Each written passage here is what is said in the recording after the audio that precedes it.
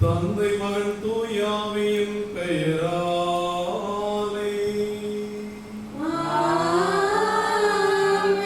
நம் ஆண்டவராகிய இயேசு கிறிஸ்துவின் அருளும் கடவுளின் அன்பும் தூயாவின் தோழமையும் உங்கள் அனைவரோடும் இருப்பதாக.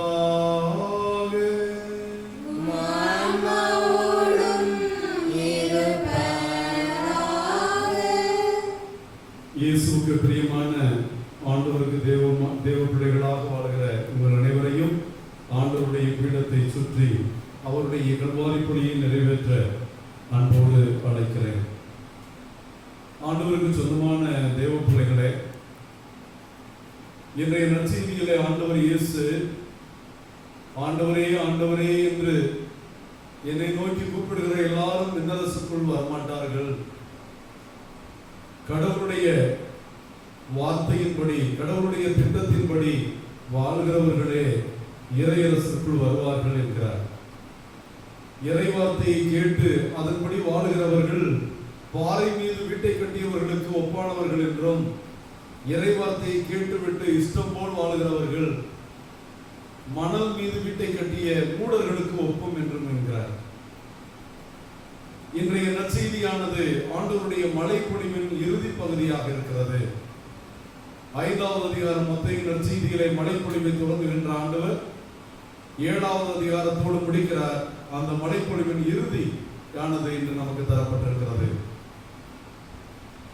ஆண்டவரே ஆண்டவரே என்று கத்துகிறவர்கள் எல்லாம் விண்ணரசுக்குள் வரமாட்டார்கள் என்று நாம் 7வது அதிகாரம் 21வது வசனத்திலே வாசிக்கிறோம். வெறுமனே கத்தி ஜெபிக்கிறவர்கள் மட்டும் போயிட மாட்டார்கள். கத்தி ஜெபிப்பதனால் மட்டும், ஆண்டவருடைய வார்த்தையை போதிப்பதனால் மட்டும், ஆண்டவருடைய வார்த்தையை கேட்பதனால் மட்டும் ஒருவன் மோட்சம் போக முடியாது. அதன்படி வாழ்வதனால் தான் போகலாம் என்று சொல்வதற்கு முன்னால் 7வது அதிகாரம் 15வது வசனத்திலே போலி போதகர்களை, ஓநாய்களை போல் மக்களை ஏமாற்றுகின்ற போலி இறைவாக்கினர்களை பற்றி இயேசு பேசுகிறார். போலி போதகர்கள், போலி இறைவாக்கினர்களை குறித்து எச்சரிக்கையாக இருங்கள், என் பெயரால் வருவதாக சொல்வார்கள், உங்களை ஏமாற்றுவார்கள் என்று அவர் 15வது வசனத்தில் சொல்லிவிட்டு அவர்களை பற்றியும் மக்களுக்கு எச்சரிக்கையாக இருக்கும்படியும் கூறிவிட்டு, தன்னுடைய போதனைகளை மறுத்து தன்னுடைய போதனைகளை போதிப்பது போல ஏமாற்றுவார்கள், ஆகவே எச்சரிக்கையாக இருங்கள் என்று சொல்லிவிட்டு, யாரை குறித்து என்று சொல்லும் போது இறைவார்த்தையை கவர்ச்சிகரமாக பேசுவார்கள், செபிப்பார்கள், பாடுவார்கள், உங்களை எல்லாம் கவருவார்கள். ஆனால் இறைவார்த்தையின்படி அவர்கள் வாழ்கிறார்களா? இறைவார்த்தையின்படி வாழ்கிறவர்கள் என்றால் அவர்கள் துன்புறுவார்கள், வறுமையில் வாழ்வார்கள், ஏழ்மையில் தவிப்பார்கள். இவ்வுலக செல்வங்கள் அவர்களிடம் சேராது.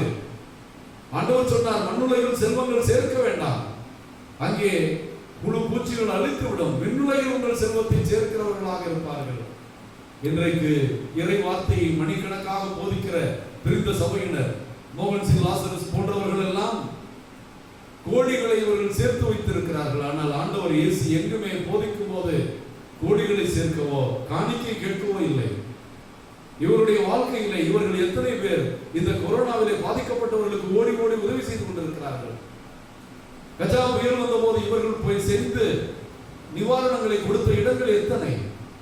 ஆகவே ஆண்டவர் சொல்கிறார், அவர்களுடைய செயல்களை கொண்டே கனிகளை கொண்டே அந்த மரத்தை நீங்கள் முடிவு செய்ய முடியும்.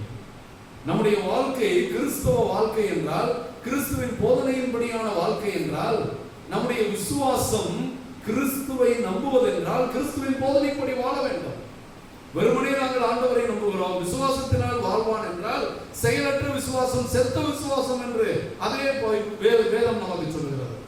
ஆக நான் ஆண்டவரை அன்பு செய்கிறேன், அவரை ஏற்றுக்கொள்கிறேன், நான் அவரை முழு விசுவாசத்தோடு நம்புகிறேன், அவர் என்னை சிலுவையில் இரத்தம் சிந்தி மீட்டார் என்றும் நான் விசுவாசிக்கிறேன் என்று சொல்லிவிட்டால், அவர் எனக்குள் கொண்டு வருகிற கிறிஸ்தவ வாழ்வை, அவருடைய அருளை நான் வீணாக்கி விடாமல் அதில் வளர வேண்டும்.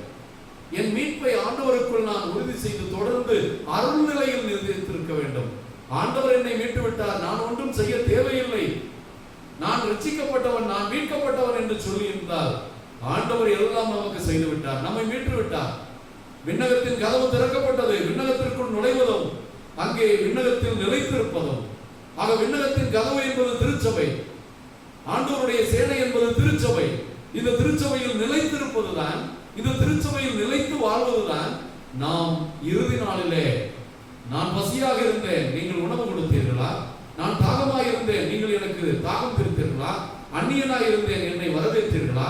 ஆடை என்றிருந்தேன், என்னை உடுத்தினீர்களா? நோய்வாய்ப்பட்டிருந்தேன், என்னை பராமரித்தீர்களா? இப்படி நீங்கள் செய்யாத போதெல்லாம், சின்னம் சிறியவர்களுக்கு செய்யாத போது எனக்கே செய்யவில்லை. ஆக கிறிஸ்தவ வாழ்வு என்பது இயேசுவில் வெறுமனே அவர் என்னை மீட்டு விட்டார், எனக்கு எல்லாவற்றையும் தீர்த்து விட்டார், பாவ கடனை எல்லாம் சுமத்தி விட்டார். உண்மைதான், நாம் விசுவாசத்தினால் தான் மீட்கப்படுகிறோம். நீதிமான் விசுவாசத்தினால் வாழ்வான். ஆனால் விசுவாசத்தினால் வாழ்வான் என்பதை, அந்த விசுவாசம் நமக்கு கொண்டு வருகிற கிறிஸ்தவ அருளை எப்படி வாழ்வது? ஆக ஆண்டவர் நமக்கு தந்திருக்கிற அருள் வாழ்வில் ஆண்டவரோடு, அவருடைய அருளோடு நாம் ஒத்துழைக்கிற போது, that is our participation. அன்பான தேவ பிள்ளைகளே, விசுவாசம் நமக்கு போதும், விவிலியம் நமக்கு போதும், கடவுளுடைய அருள் போதும் என்று வெறும் வார்த்தைகளை சொல்லுகிறவர்கள், அதன்படி வாழாதவர்கள், ஆண்டவருக்கு முன்னால் நீதிமான்களாய் தங்களை மாற்றிக்கொள்ள முடியாதவர்கள். ஆக ஆண்டவர் நம்மை நீதிமான்கள் என்று சிலுவையிலே அறிவித்து விட்டார், எல்லாம் நிறைவேறிற்று என்று சொல்லிவிட்டார். உண்மைதான். ஆனால் அந்த உண்மையை நாம் எப்படி உணர்ந்து வாழ்கிறோம்? அப்படி வாழும்போதுதான் நாம் கிறிஸ்துவாக இருக்க முடியும்.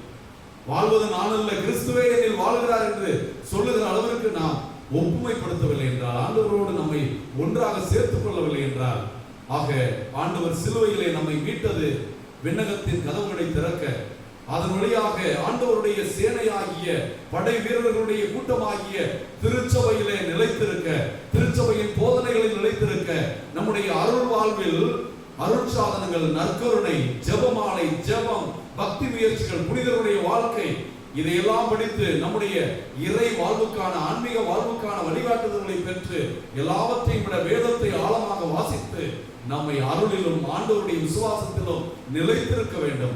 சோதனையில் விழுந்து விடாமல், இந்த உலகத்திலே நாம் பாவத்தில் விழுந்து விடாமல், நாம் பாவம் தான் செய்வோம், எவ்வளவு பாவம் செய்தாலும் கடவுள் பார்த்துக் கொள்வார். பாவத்தை கடவுள் பார்ப்பதில்லை தான், ஆனால் பாவிகளாகிய நம்மை கடவுள் நோக்குகிறார், நம் மீது இரக்கம் கொண்டிருக்கிறார் என்றால், அந்த இரக்கம் கொண்ட கடவுளை நாம் உதாசீனப்படுத்தினாலும், அந்த இறைவனுக்கு எதிராக செயல்பட்டாலும், அது கடவுளை வருத்தமூட்டுவதனால் அவருடைய அருளை கொண்டு அவரை மகிமைப்படுத்த, ஆண்டவரை நாம் அவருடைய ராஜ்யத்தை அறிவிக்க, நாம் அவருடைய அருளை பயன்படுத்தி அருள் வாழ்வில் நிலைத்திருக்க வேண்டும். ஆகவே இந்த உண்மையை உணர்ந்தவர்களாய் நம்முடைய செயல்கள், நம்முடைய நற்செயல்கள் நமக்கு எந்த விதத்திலும் மீட்பை கொடுப்பதில்லை. ஆண்டவர் இயேசுவே நமக்கு மீட்பை கொடுக்கிறவர். நம்முடைய நற்செயல்கள் அந்த மீட்பு நம்மளை வெளிப்படுத்துகின்ற பலன்களாக இருக்கிறது, கனிகளாக இருக்கிறது. நம்முடைய வாழ்க்கையின் நற்செயல்கள் நாம் மோட்சம் போவதற்கான காரியங்கள், காரணங்களாக இருப்பதில்லை. They are not means for salvation. Jesus is the only reason for our salvation. He is our redeemer. இயேசுவே நம் மீட்பர், அதில் மாற்று கருத்து இல்லை. ஆனால் அந்த மீட்பரை ஏற்றுக்கொண்டால் நம் வாழ்க்கையில் இருக்கிற அருள், அந்த அருள் தான், நாம் அந்த அருளோடு ஒத்துழைப்பதுதான் கிறிஸ்தவ வாழ்வில் நாம் செய்கிற செயல்கள். உங்கள் செயல்களை கொண்டு அவர்கள் உங்களை என் சீடர்கள் என்று கண்டுகொள்வார்கள் என்று இயேசு சொன்னார். செயலற்ற விசுவாசம், செத்த விசுவாசம், வெறுமனே முழந்தால் படியிட்டு 3 மணி நேரம் கண்ணீர் விட்டு நீலி கண்ணீர் வடித்து ஜெபிக்கிறவர்களை நம்புவதை விட வேதத்தை நம்புங்கள், ஆண்டவரை நம்புங்கள். மறைவாக உள்ள உங்கள் தந்தையிடம், வீட்டுக்குள் சென்று கதவை சாத்திக் கொண்டு மறைவாக உள்ள உங்கள் தந்தையிடம் கண்ணீரோடு ஜெபியுங்கள் என்று சொன்னாரே, அப்படிப்பட்ட ஜெபம், வேதத்தை படித்து ஜெபிக்கிற ஜெபம், ஆண்டவருக்குள் உருக்கமாக ஜெபிக்கிற ஜெபத்தை நாம் வேண்டுவோம். ஆக நம்முடைய விசுவாசம் இறைவனுக்கும் நமக்கும் இடையே இருக்கின்ற ஆழமான உடன்படிக்கை. அந்த விசுவாசத்தை வெளிப்படுத்துவது, ஆண்டவரோடு உள்ள உறவை வெளிப்படுத்துவது நம்முடைய ஜெபம். ஆக நாம் மீட்கப்பட்டோம் என்பதை உணர்ந்து மீட்கப்பட்ட மக்களாக நற்செய்தியின்படி வாழ்ந்து நற்செய்திக்கு மகிமை சேர்த்து நற்செய்தியை அறிவித்து ஆண்டவரே மெசியா, அவர் வழியாகவே மீட்பு உண்டு என்று பணியாற்றுகிற பணியாளர்களாக, இயேசுக்கேற்ற பணியாளர்களாக இருக்க, அதன் வழியாக நாம் மோட்சத்தை சொந்தமாக்கிக் கொள்ள வெறுமனே அல்லேலூயா ஆண்டவரே ஆண்டவரே என்று கத்திக்கொண்டு நான் மோட்சம் போவேன் என்று சொல்லி நின்றால் நாம் மோசம் போய் விடுவோம். மோட்சம் போவதற்கான வாழ்வை தேடுவோம். மோசம் போகிற வாழ்வு வாழ்ந்தால் ஆண்டவரிடம் மனதிறங்கி மன்னிப்பு கேட்போம். எல்லாம் உள்ள இறைவனிடமும் நான் பாவியென்று ஏற்றுக்கொள்கிறேன். ஏனெனில் சிந்தனையாலும் சொல்லாலும் செயலாலும் கடமையில் தவறியதாலும் பாவங்கள் பல செய்தேன். என் பாவமே என் பாவமே என் பெரும் பாவமே. ஆகையால் இப்பொழுது கன்னியான வசனமுடையவரையும் வாழ்வுள்ள புனிதரையும் சகோதர சகோதரிகளையும் நம் தேவனாகிய ஆண்டவரிடம் எமக்காக வேண்டிக் கொள்ள மன்றாடுகிறேன். எல்லாம் வல்ல இறைவன் நம் மீது இரக்கம் வைத்து நம் பாவங்களை எல்லாம் மன்னித்து நம்மை முடிவில்லாத வாழ்வுக்கு அழைத்து செல்வாராக. ஆமென். ஆண்டவரே இரக்கமாயிரும். ஆண்டவரே இரக்கமாயிரும். கிறிஸ்துவே இரக்கமாயிரும். கிறிஸ்துவே இரக்கமாயிரும். ஆண்டவரே இரக்கமாயிரும். ஆண்டவரே இரக்கமாயிரும். ஜெபிப்போமாக. இரக்கமே உருவான இறைவா, உம்மையே நம்பி உம்முடைய அன்பில் நிலைத்திருப்பவர்களை நீர் என்றும் கைவிடுவதில்லை என்பதை உணர்ந்து உம்மை போற்றுகின்றோம். எவ்வாறு நாம் எழுவது திருப்பெயரை காலத்திலும் போற்றவும் உம்மை அன்பு செய்யவும் உம்மை போல் எல்லோரையும் அன்பு செய்யவும், இதனால் உம்முடைய விசுவாசிகள் நாங்கள் என்பதையும் அந்த விசுவாசத்தினால் மீட்கப்பட்டவர்கள் என்பதையும் இவ்வுலகிற்கு அறிக்கையிட அருள்வீராக. உம்மோடு பரிசுத்த ஆவியின் ஐக்கியத்தில் இறைவனாய் என்றென்றும் வாழ்ந்து ஆட்சி செய்கின்ற எங்கள் ஆண்டவரும் திருமகனுமாகிய இயேசு கிறிஸ்து வழியாக உம்மை மன்றாடுகிறோம்.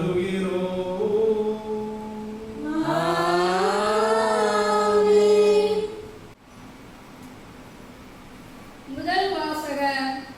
யோயாக்கீனையும் வலிமை வாய்ந்த அனைவரையும் சிறைப்படுத்தி பாபிலோனுக்கு கொண்டு சென்ற அரசர்கள் 2ஆம் நூலிலிருந்து வாசகம். அதிகாரம் 24, இறைத்திரு வசனங்கள் 8 17 முடிய. யோயாக்கீன் அரசரான போது அவனுக்கு வயது 18. எருசலேமில் 3 மாதமே அவன் அரசாண்டான். எருசலேமை சார்ந்த எஸ்தாத்தின் மகன் நெகுஸ்தா என்பவனே அவனுடைய தாய். யோயாக்கீன் தன் தந்தை செய்த அனைத்தின்படியே ஆண்டவரின் பார்வையில் தீரப்பட்டதை செய்தான். அக்காலத்தில் பாபிலோனிய மன்னன் நேபுகாத்நேசரின் படையினர் எருசலேமின் மீது படையெடுத்து வந்து நகரை முற்றுகையிட்டனர். அப்பொழுது பாபிலோனிய மன்னன் நேபுகாத்நேசரும் வந்து நகரை முற்றுகையிட்டிருக்கிற வீரர்களோடு சேர்ந்து கொண்டான். எனவே யூதாவின் அரசன் யோயாக்கீனும் அவன் தாயும் அவன் அலுவலர்களும் தலைவர்களும் அதிகாரிகளும் பாபிலோனின் மன்னனிடம் சரணடைந்தனர்.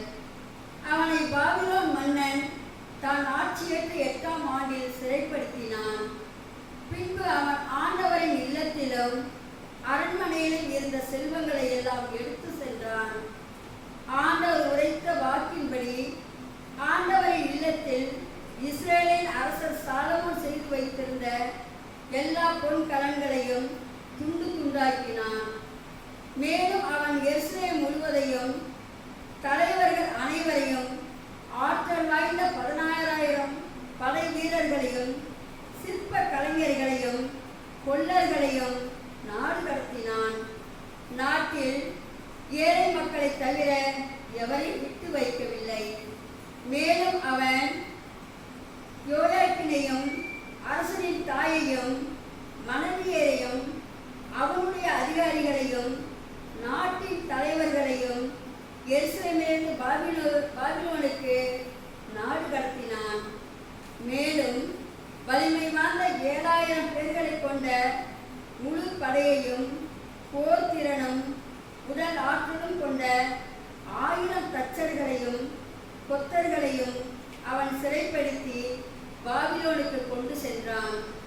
யோயாக்கீனுக்கு பதிலாக அவனுடைய சிறிய தந்தை மத்தானியாவை அரசனாக்கி அவனது பெயரை செதேக்கியா என்று மாற்றினான். ஆண்டவர் வழங்கும் அருள்வாக்கு. திருப்பாடல் 79. பல்லவி. உமது பெயரின் மாட்சியை முன்னிட்டு எங்களை பிடியும் ஆண்டவரே. உமது பெயரின் மாட்சியை முன்னிட்டு எங்களை விடுவியும் ஆண்டவரே. கடவுளே, வேற்றினத்தார் உமது உரிமை சொத்தினில் புகுந்துள்ளனர். உமது திருக்கோயிலை தீட்டுப்படுத்தியுள்ளனர். எருசலேமை பாழடைய செய்தனர். உம் ஊழியரின் சடலங்களை வானத்து பறவைகளுக்கு உணவாகவும் உம் பற்றுமிகு அடியாரின் உடல்களை காட்டு விலங்குகளுக்கு உணவாகவும் அவர்கள் அளித்துள்ளார்கள். பல்லவி. உமது பெயரின் மாட்சியை முன்னிட்டு எங்களை விடுவியும் ஆண்டவரே. அவர்களின் இரத்தத்தை தண்ணீரென எருசலேமை சுற்றிலும் அள்ளி இறைத்தார்கள். அவர்களை அடக்கம் செய்ய எவரும் இல்லை. எங்களை அடுத்து வாழ்வோரின் பழி சொல்லுக்கு இலக்கானோம். எங்களை சூழ்ந்துள்ளோரின் நகைப்புக்கும் ஏளனத்திற்கும் ஆளாகிவிட்டோம். ஆண்டவரே, இன்னும் எவ்வளவு காலம் நீர் சினம் கொண்டிருப்பீர்? என்றென்றுமா உமது வெண்சினம் நெருப்பாக எரியுமோ? அல்லது உமது பெயரின் மாட்சியை முன்னிட்டு எங்களை விடுவியும் ஆண்டவரே. எம் மூதாதையர் குற்றங்களை எம் மீது சுமத்தாதேயும். உம் இரக்கம் எமக்கு விரைவில் கிடைப்பதால் நாங்கள் மிகவும் தாழ்த்தப்பட்டிருக்கின்றோம். எங்கள் மீட்பராகிய கடவுளே, உமது பெயரின் மாட்சியை முன்னிட்டு எங்களுக்கு உதவி செய்தருளும். உமது பெயரை முன்னிட்டு எங்களை விடுவித்தருளும். எங்கள் பாவங்களை மன்னித்தருளும். பல்லவி. உமது பெயரின் மாட்சியை முன்னிட்டு எங்களை விடுவியும் ஆண்டவரே. அல்லேலூயா, அல்லேலூயா, அல்லேலூயா, அல்லேலூயா, அல்லேலூயா, அல்லேலூயா, அல்லேலூயா, அல்லேலூயா. என் மீது அன்பு கொண்டுள்ளவர் நான் சொல்லுவதை கடைபிடிப்பார். என் தந்தையும் அவர் மீது அன்பு கொள்வார். நாங்கள் அவரிடம் வந்து அவருடன் குடிகொள்வோம். அல்லேலூயா. அல்லேலூயா, அல்லேலூயா, அல்லேலூயா, அல்லேலூயா. ஆண்டவர் உங்களோடு இருப்பாராக. உம் ஆன்மாவோடும் இருப்பாராக. மத்தேயு எழுதிய தூய நற்செய்தியிலிருந்து வாசகம். ஆண்டவரே, மாட்சி உமக்கே. அக்காலத்தில் இயேசு தம் சீடரை நோக்கி கூறியது, என்னை நோக்கி ஆண்டவரே ஆண்டவரே என சொல்பவரெல்லாம் விண்ணரசுக்குள் செல்வதில்லை, மாறாக விண்ணுலகில் உள்ள என் தந்தையின் திருவுளத்தின்படி செயல்படுபவரே செல்வர். அந்நாளில் பலர் என்னை நோக்கி ஆண்டவரே ஆண்டவரே, உம் பெயரால் நாங்கள் இறைவாக்கு உரைக்கவில்லையா? உம் பெயரால் பேய்களை ஓட்டவில்லையா? உம் பெயரால் வல்ல செயல்கள் பல செய்யவில்லையா என்பர். அதற்கு நான் அவர்களிடம், உங்களை எனக்கு தெரியவே தெரியாது. நெறிகேடாக செயல்படுபவரே, என்னை விட்டு அகன்று போங்கள் என வெளிப்படையாக அறிவிப்பேன். ஆகவே நான் சொல்லும் இவ்வார்த்தையை கேட்டு இவற்றின்படி செயல்படுகிற எவரும் பாறை மீது தம் வீட்டை கட்டிய அறிவாளிக்கு ஒப்பாவார். மழை பெய்தது, ஆறு பெருக்கெடுத்து ஓடியது, பெரும் காற்று வீசியது, அவை அவ்வீட்டின் மேல் மோதியும் அது விழவில்லை, ஏனெனில் பாறையின் மீது அதன் அடித்தளம் இடப்பட்டிருந்தது. நான் சொல்லும் இவ்வார்த்தையை கேட்டு இவற்றின்படி செயல்படாத எவரும் மணல் மீது தம் வீட்டை கட்டிய அறிவிலிக்கு ஒப்பாவர். மழை பெய்தது, ஆறு பெருக்கெடுத்து ஓடியது, பெரும் காற்று வீசியது, அவை அவ்வீட்டை தாக்க அது விழுந்தது. இவ்வாறு பேரழிவு நேர்ந்தது. இயேசு இவ்வாறு உரையாற்றி முடித்த போது அவரது போதனையை கேட்ட மக்கள் கூட்டத்தினர் வியப்பில் ஆழ்ந்தனர். ஏனெனில் அவர்கள் தம் மறைநூல் அறிஞர் போலன்றி அதிகாரத்தோடு அவர்களுக்கு அவர் கற்பித்தார். இது ஆண்டவரின் அருள்வாக்கு. கிறிஸ்துவே உமக்கு புகழ். காணிக்கை தர நான் வருகின்றேன், உன் கரங்களில் என்னை தருகின்றேன். காணிக்கை தர நான் வருகின்றேன், உன் கரங்களில் என்னை தருகின்றேன். என்ன கொடுத்தாலும் பயனில்லை, நான் என்னை கொடுக்காமல் பொருள் கொடுத்தாய். என்ன கொடுத்தாலும் பயனில்லை, நான் என்னை கொடுக்காமல் பொருள் கொடுத்தாய். என்னையே ராணி கேட்கின்றாய், நான் என்னையே முழுவதும் தருகின்றேன்.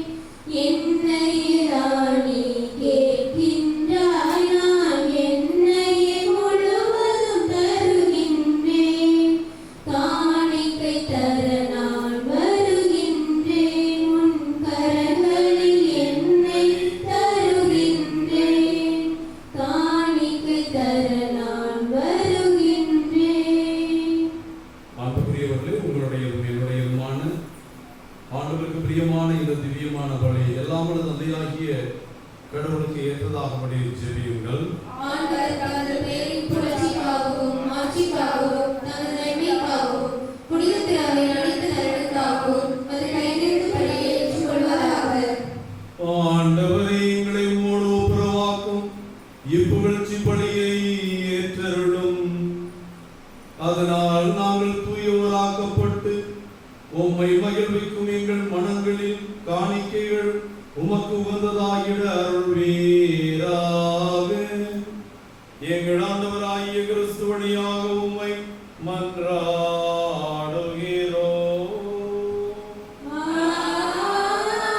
ஆமென். ஆண்டவர் உங்களோடு இருப்பாராக.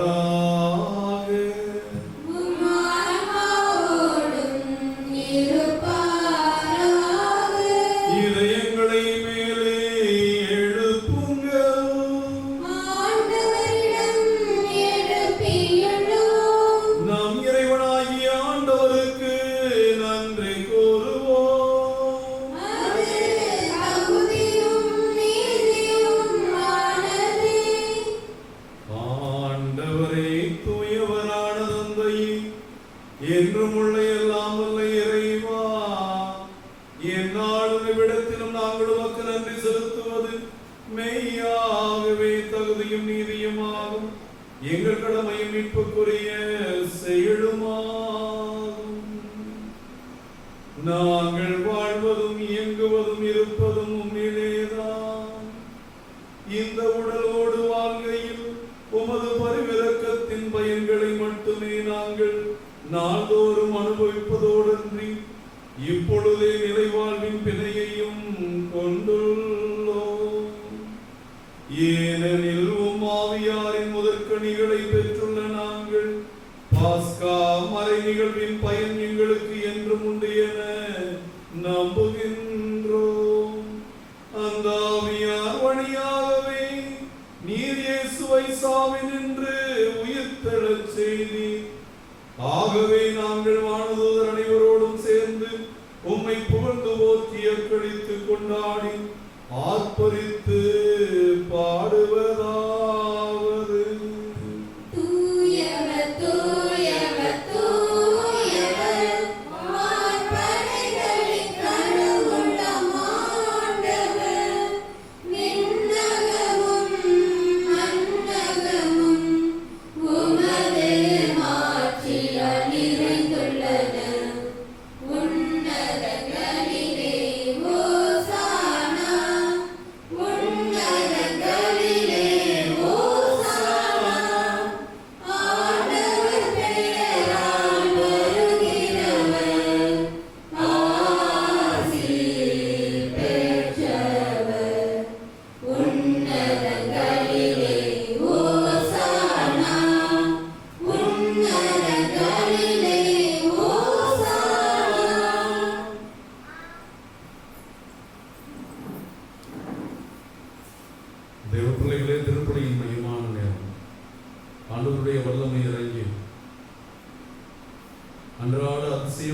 இந்த திருப்பலியில் இந்த அப்பத்தையும் ரசத்தையும் தேவனுடைய திருவிழாகவும் திருரத்தமாகவும் மாற்றும் நேரம். இந்த தெய்வீக அனுபவத்தை பெற ஆழமான விசுவாசத்தோடு பங்கிருப்போம். ஆண்டவரே, நீர் மெய்யாகவே தூயவர், தூய்மை அனைத்துக்கும் ஊற்று. ஆகவே உடைய பரிசுத்த ஆவியை பொழிந்து காணிக்கைகளை புனிதமாக்க வேண்டும் என மன்றாடுகிறோம். இவ்வாறு எங்கள் ஆண்டவர் இயேசு கிறிஸ்துவின் உடலும் இரத்தமுமாக இவை எங்களுக்கு மாறுவதாக. அவர் பாடுபட உளங்கணிந்து தம்மை கையளித்த போது அப்பத்தை எடுத்து நன்றி செலுத்தி அதை பிட்டு தம் சீடர்களுக்கு அளித்து கூறியதாவது: அனைவரும் இதிலிருந்து பெற்று உண்ணுங்கள், ஏனெனில் இது உங்களுக்காக கையளிக்கப்படும் என் உடல்.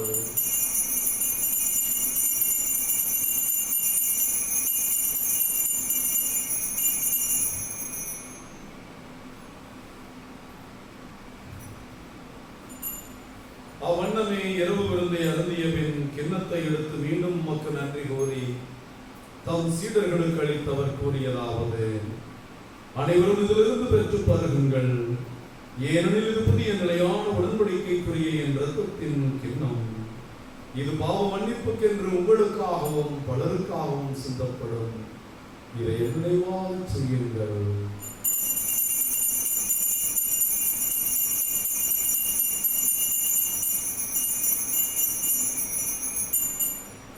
இறை நம்பிக்கையின் மறைபொருள்.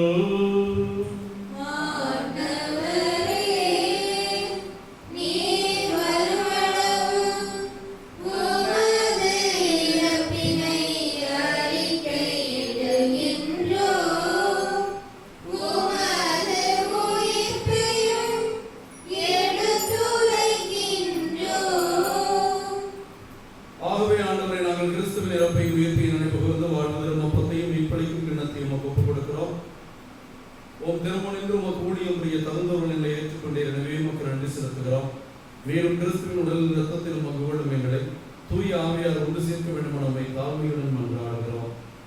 உலகமெல்லாம் பிறந்து கிடக்கிறோம் திருச்சபைக்காக ஜெபிக்கிறோம். எங்கள் பரிசுத்த திருத்தந்தை பாப்பரசர் பிரான்சிஸ், எங்கள் ஆயர் தேவதாஸ் அம்ப்ரோஸ், எல்லா திருநிலையினரையும் ஆண்டவரே, இந்த தெய்வீக பள்ளியில் இப்பள்ளியை நான் யாருக்காக ஒப்புக் கொடுக்கிறேனோ இந்த திருப்பலியின் கருத்துக்களையும் நேர் ஏற்று ஆசிர்வதியும்.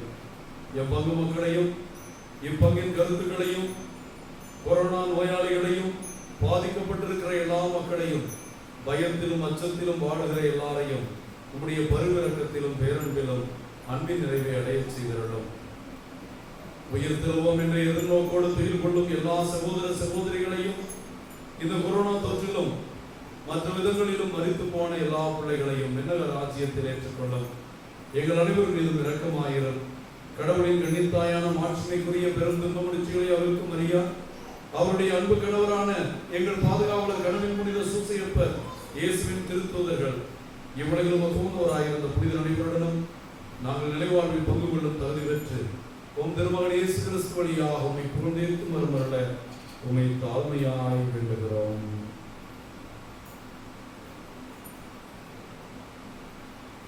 இவர் வழியாக இவரோடு இவர் எல்லாம் வல்ல இறைவனாகிய தந்தையே, தூயாவின் ஒன்றிற்கும் எல்லா புகழும் ஆட்சியும் என்றென்றும் உமக்கு உரியதே.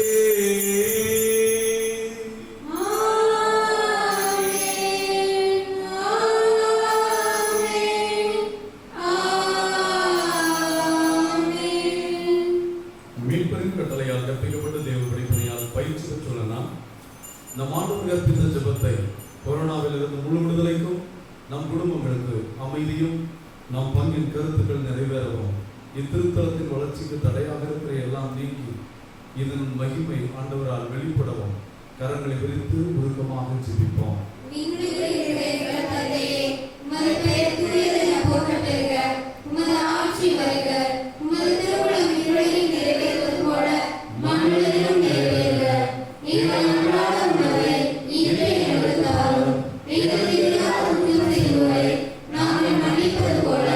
எங்கள் குற்றங்களை மன்னியும், எங்களை சோதனைக்கு உள்ளாக்காதேயும், தீமை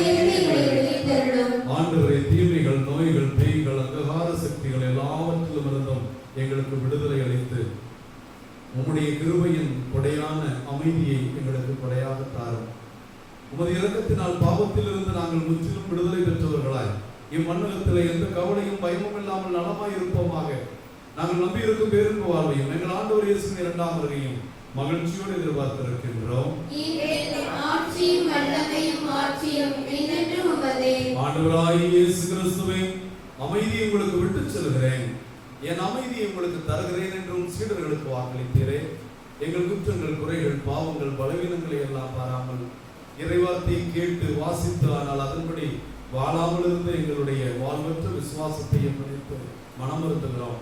மீது கொண்டிருக்கிற எளிய நம்பிக்கையும் உம்முடைய பிரியமான பிள்ளைகள் நாங்கள் என்பதையும் முன்னிட்டு எங்களுக்கும் எங்கள் குடும்பங்களுக்கும் உலக மக்களுக்கும் ஒற்றுமையும் அமைதியும் அளித்திருட திருவிழம் கொள்வீராக. என்றென்றும் வாழ்ந்து ஆட்சி செய்கின்றவர் நீரே. ஆண்டவர் இயேசு கிறிஸ்துவின் அமைதி உங்கள் அனைவரோடும் இருப்பதாக.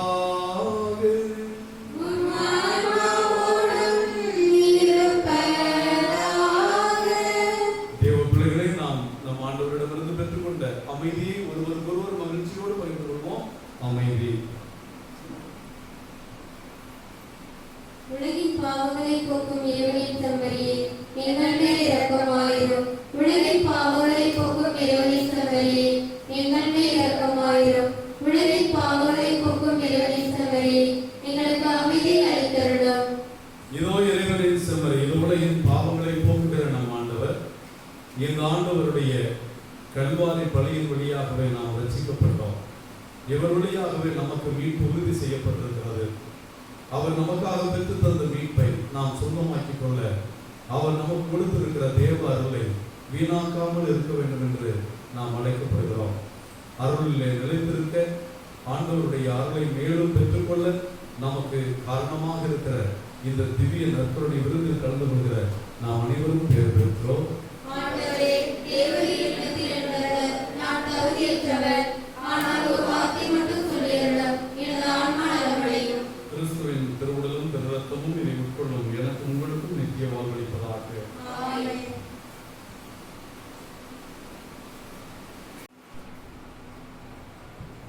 கடவுள் புனித சூசையப்பர் அர்த்தவர் புதிய ஆலயத்திற்கான ஜெபம்.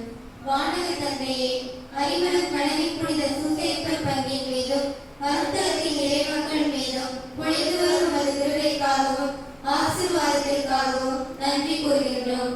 இவ்வருத்தலத்தில் மக்கள் கட்ட விரும்பும் புதிய ஆலயத்திற்கான வேண்டுதலுடன் அது குறித்த அச்சம் பயத்துடன் திருமணம் நிற்கின்றோம்.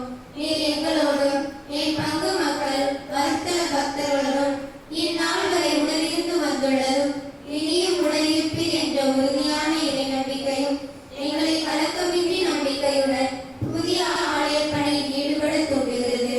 நீர் எங்களுடன் இருந்து எங்களை வழிநடத்தி என் பங்கிற்கு கட்டித்தர போகும் அழகானதொரு ஆலயத்திற்காக உம்மை போற்றி புகழ்கின்றோம்.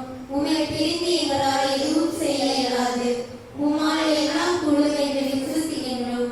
வானக தந்தையே, வானமே கொள்ள முடியாத இறைவா, அறிவனம் கடவுள் புனித சூசையப்பர் அர்த்தலத்தில் என் மத்தியில் குடிகொள்ள வந்தருளும். நீர் என் மத்தியில் உருவாக்க போகும் புதிய ஆலய பணியின் மீது உமது திருக்கரம் இருப்பதாக. நல்மனதோரை நலப்படுத்தி ஆலய பணிக்கு உதவும் தாராள உள்ளதோரை மேம்படுத்தும். நீரே இந்த ஆலயத்தை கட்டியிருப்பீர்களும் ஆண்டவருக்கும் அவரது வளர்த்து தந்தை கடவுள் புனித சூசையப்பருக்கும் வீடு கட்டும் இம்மக்களின் வீடுகளை கட்டியிருப்போம். ஏழை மக்கள் நாங்கள் இயேசுவே, ஏழை மக்கள் நாங்கள் கட்டும் இறையினம் கடவுள் புனித சூசையப்பர் உமது வளர்த்து தந்தை வழியாக நீர் இந்திய நாட்டையும் தமிழகத்தையும் இவ்வருத்தல பங்கு மக்கள் மற்றும் பக்தர்களையும் ஆசீர்வதிக்கும் இல்லமாக்கும். இந்த புதிய ஆலய பணி இறைவன் எனக்கும் என் குடும்பத்திற்கும் வழங்கும் இறைவனின் கொடையென உணர்ந்து தாராள உள்ளத்துடன் உதவ எங்களை தூண்டியறலும். புதிய ஆலயத்திற்கு எனது காணிக்கை என் குடும்பத்தின் காணிக்கை என்று உமது வளர்ப்பு தந்தை கடவுள் புனித சூசையப்பர் ஆலய பணிக்கு உதவும் உடல் உழைப்பை வழங்கவும் அனைவரும் முன்வர அருள்தாரும். என்றும் எங்கள் ஆண்டவரும் உமது திருமகனுமான இயேசு கிறிஸ்து வழியாக மன்றாடுகிறோம்.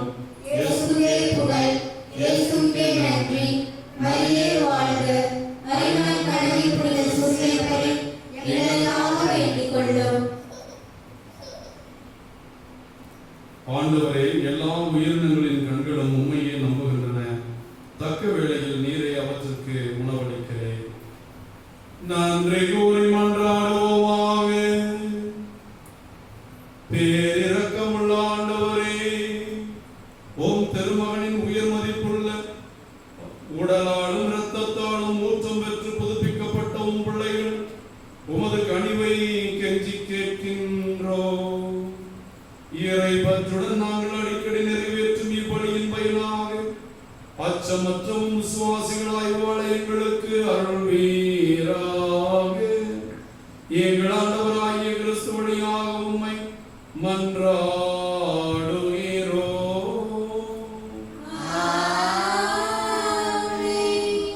அன்புக்குரிய தேவ பிள்ளைகளே, நீங்கள் power of God YouTube channel வழியாகவும் இந்த திருத்தலத்துக்கு வந்து சென்றிருந்தால் என்னுடைய வாட்ஸ்அப் நம்பரிலும் உங்களுக்கு அன்றாடம் திருப்பலியையும் கத்தோலிக்க விசுவாச சத்தியத்தினுடைய சாராம்சங்களையும் நீங்கள் புரிந்து கொள்ளுகிற விதத்தில் வீடியோக்களாக ஒளி காட்சியாக நான் அனுப்பி கொண்டிருக்கிறேன். பார்த்து வருகிறீர்கள். ஏறக்குறைய 3 மாதங்களுக்கு மேல் கொரோனாவினுடைய ஊரடங்கால் அறிமுகம் கனவின் புனித சூசியப்பருடைய ஆலய பணி, புதிய ஆலய பணி சற்று தொய்வடைந்திருக்கிறது. உங்களுடைய ஜெப உதவியை நாடுகிறோம். ஜெப குறைவை நான் பார்க்கிறேன். இந்த ஆலயம் தொடர்ந்து வேகமாக வளர வேண்டும் என்றால் மக்களுடைய ஜெபம் மிக முக்கியமானது. ஆகவே கனவின் புனித சூசியப்பருடைய புதிய ஆலய பணிக்காக ஜெபிக்கவும், இயன்றவர்கள், முடிந்தவர்கள், கடவுளுடைய ஆசீர்வாதங்களை பெற்றிருக்கிறவர்கள் கனவின் புனித சூசியப்பருடைய புதிய ஆலய பணிக்கு தாராளமாக உதவவும், என்னை தொடர்பு கொள்ளவும். நீங்கள் உதவ விரும்புகின்ற வழியை உங்களுக்கு நான் தெரியப்படுத்துவேன் என்பதையும் நம்பிக்கையோடு தேட உங்களை அன்போடு கேட்டுக்கொள்கிறேன். ஆண்டவர் உங்களோடு இருப்பாராக.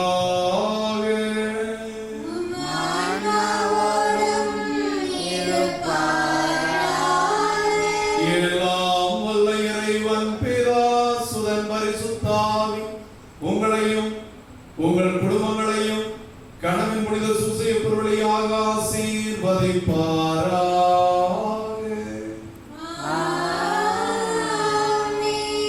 ஆண்டவர் மீதுள்ள அசைக்க முடியாத விசுவாசத்தில் அச்சமின்றி வாழ சென்று வாழுங்கள். திருப்பணியில்